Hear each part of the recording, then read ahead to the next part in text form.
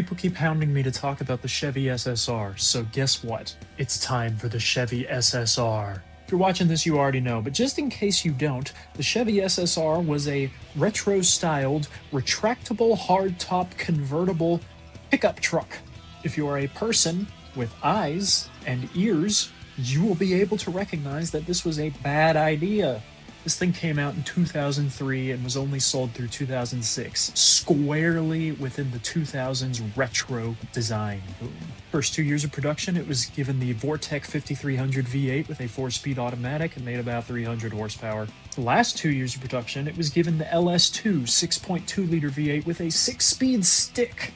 That's right, not only is this a convertible 2-seater pickup truck, it could be had with a manual transmission. And they only sold about 24,000 in total.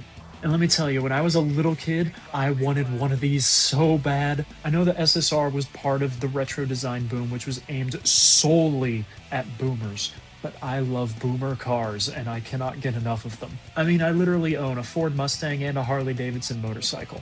I like boomer vehicles, get off my back. What I find funny is that the idea of a convertible truck is not as far-fetched as people tend to think.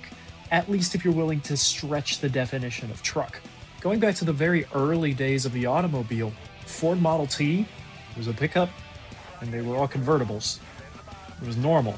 There were a few thousand Dodge Dakotas in the 1980s modified into convertibles by the American Sunroof Company.